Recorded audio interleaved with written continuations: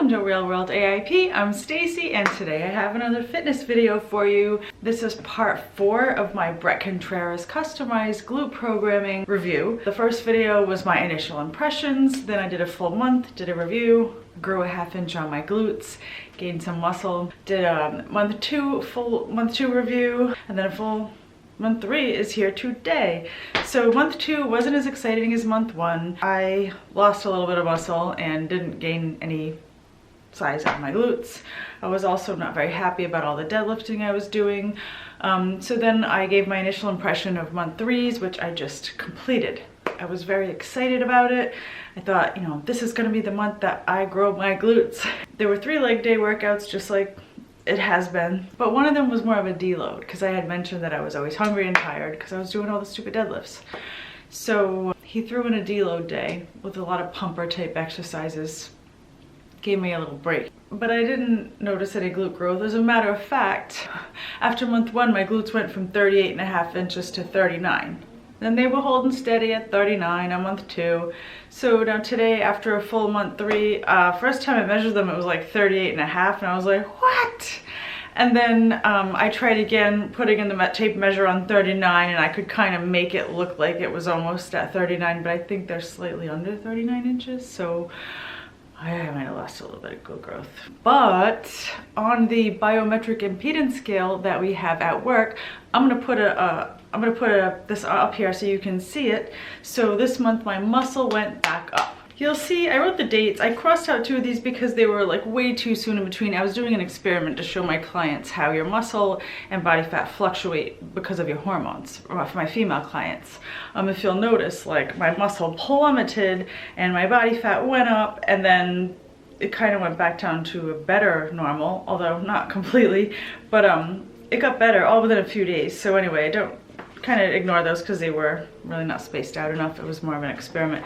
But on March 31st, I was up my most muscle in a while, 66.1. That was after month 1 of his program. I was psyched. Fast forward a month till the end of April, and my muscle was down about a pound. I make sure I eat at least 1 pound of meat and fish every day. I'm trying to take in at least like 120 grams a day. I have 116 pounds of lean body mass, so it's not a protein deficiency. Finished up month 3, and my muscle's back up to 65 pounds. So now again, I'm back up 1 pound from when I started this program. So here I am. 3 months into the program, I have about 1/4 to a ½ an inch of glute growth and 1 pound of muscle. So it's been, let's take a look. These are the same pants I've worn in every single review. Once again, I'm filming this on the Sunday after leg day. I think they look about the same. I'm not saying they look terrible, I'm just saying they haven't grown. It's almost as if this is what my genetics are going to give me, and good luck with it. For me, if I try to eat more to bulk up, to get curvier, it's not gonna look good. It doesn't sit well. I mean, I'm not gonna have that. So that's what we're looking at.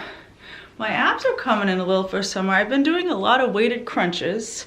If I could get down like 1% more body fat, I'll be happy with my 6-pack, but I don't think that goes along with like a big juicy booty. And I will say that I do get a really nice pump from the like high rep bridges and all. I'm gonna show you this picture that I took after my glute workout, and they're noticeably bigger. So I think a lot of what caused my glute growth in the first place in month 1 was more of a pump. It was the pump. It was that intracellular swelling that happens when you do more high rep stuff. It wasn't necessarily like a actual growth in the muscle tissue. Let's take a look at this new program that I got. I was on the fence about whether or not I was even going to continue, but I actually really like this month's programming. Great news, he actually listened to me. There are no back extensions and there are no leg curls. Oh wait. But I'm deadlifting 3 times a week again. Win some, lose some. Let's look at the new program. All right, so we have leg day 3 times a week again. If any of these programs were gonna grow my glutes, it would be this one. This would be the one. I mean, hip thrusting 3 days a week, going super heavy, going for high reps, going for moderate reps. Some of them have a pulse, some of them have a pause. Like, okay. Day 1 is going to be paused barbell hip thrust, 4 sets of 6 reps, but with a 4-second hold at the top. These were part of my program in month 2, I believe it was. Got up to 275 for those, for sets of 6. That's a good one. I enjoy it. Not so bad.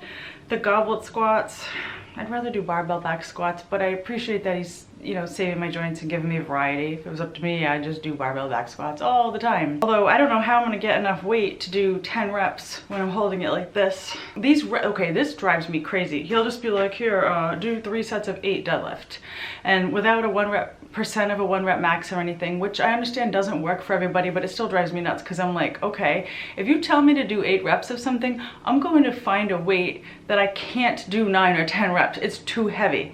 So when you give me an exercise like a goblet squat and tell me to do 10 reps, how am I supposed to hold that much freaking, I can't hold 120 pounds like this. So then I get cognitive dissonance. My head's like, zzz, zzz, but you have to do 10. But you don't want to stop if you have reps left in the tank. I mean, not saying that I need to go to failure, but I like to leave maybe 2 reps in the tank, not 10 reps in the freaking tank. That kind of bothers me a little. I'd rather just do a back squat if you want me to do sets of 10. Then I can load it up and figure out what can't I do 11 or 12 times, but I can do 10 times. Perfect. Barbell Romanian deadlift, yeah, 3 by 12. Okay, whatever. Sick of those. Donkey kicks, I love me some donkey kicks. That's a quadruped hip extension. And last month I had to do 2 sets of 30 and my glutes were on fire and I liked it and I felt challenged, and I'm glad to see that I'm up in the sets with 3 by 30. And then the lateral bandwalk, those are easy. I could do those all day. I could lateral bandwalk to China if there was a bridge. And day 2, Saturday, I'm gonna leave this one for Saturdays. I think it's going to be the hardest workout. It's the only barbell squat workout I have. I love squatting. I was getting so excited about the squats because I was up to 145 for 2 reps, so I'm squatting over my body weight, which is really exciting for me. I don't know if I can do how much weight I can do with the box squat because you're coming to a dead stop, so you're coming up from 0. No stretch reflex there at the bottom, but I'm gonna try it. 3 by 5 on the deadlift, which means it's going to be really heavy. So here I am doing sets of 6 on the squat. So heavy squats and heavy deadlifts. Great. That's going to be my day off. I'll probably end up coming home and taking a nap. Barbell hip thrust. Oh, those burn. I hate those stupid pulsed ones. I can only do 115 pounds if I'm getting 15 reps without stupid pulse, where if I wasn't doing the pulse, I could do, I don't know, like 200 pounds for 15 reps. Yeah, standing glute kickback. I might substitute the glute machine. It does the same thing, but it's a little more stable. Allows you to load the glutes more. And the banded cha-cha. Monday is going to be my day 3 workout. And he wants me to go super heavy. So I'm going to do a set of 5, a set of 3. So I'm going to try 315 for that. And then 275, 215. And then, okay, stiff-legged deadlift.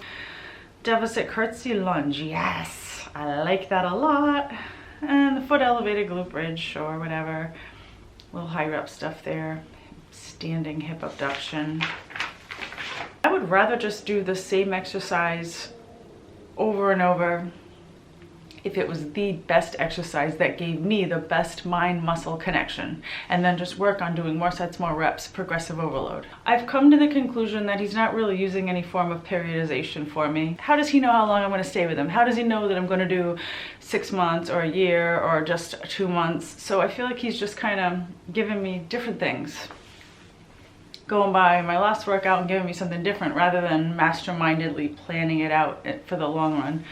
I'd really love to increase my weight on my squats more and continue working on those, but now it's interrupted with box squats. Did I tell him that? No, I didn't think of that, I guess. Maybe I assumed that he would continue having me do heavy squats because I said I liked them and I didn't love deadlifts. I don't know. What's my point? Am I happy with the program? I don't regret doing it.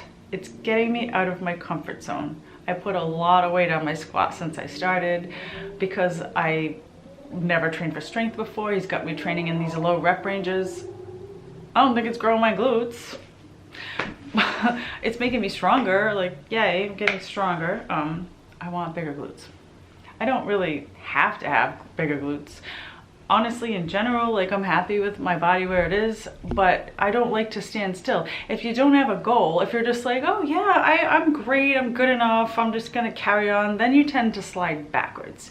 You can't ever get comfortable. You can't ever get complacent, like with whatever you're doing in life, whether it's your job or your relationship. You just get all cozy, settled in, yeah, it's perfect, and then you don't try as hard, and then you either maybe maintain if you're lucky, or you slide back. I'd rather have some kind of goal. Like, yeah, I'm fit. Yeah, I'm like, it's 14 or 15% body fat or whatever. So what? You should have goals. It keeps it interesting. So yeah, I want to grow my glutes. I also wouldn't mind having more. I told Vinny, I was like, yeah, when I'm happy with my glutes, I'm going to work on increasing the definition on the side of my legs, you know, maybe get a little more definition in that line, you know, between your quad and your hamstring. He's like, so basically you mean never? And I was like, yeah, I'm never going to be happy with my glutes. You're right. It's going to be that never-ending quest to see if I can grow what my genetics just didn't really give me. But it's fun. It makes it fun. It gives me something to measure. It gives me something to work towards. It would be a little easier to skip a leg day if I wasn't doing this. And the fact that I'm reviewing it motivates me even more to make sure that I do every workout, because I don't want to compromise my review. I would say if you're not a personal trainer, even if you have a trainer, most personal trainers don't know how to train glutes like Bret Contreras. I would say this would be immensely helpful to most people. For me, I mean, I'm kind of an outlier. Like, I already read his book. I already dog-eared and highlighted his entire book, and I've already been practicing the rule of thirds, and I already did the hip thrust pyramid, and so I'm a little bit tougher to get results on. But I'm probably gonna give it a little more time. I'm gonna see how I make out with this workout. Yeah. I will be posting more glute reviews in the future, so subscribe if you haven't already. If you guys are on his program, or if you're on Booty by Bret, or if you have his book, or if you have glute growth goals, well, let's talk about this. This is one of my favorite fitness topics, and I'd love to hear your thoughts. I will see you guys soon, and until then, be strong and healthy.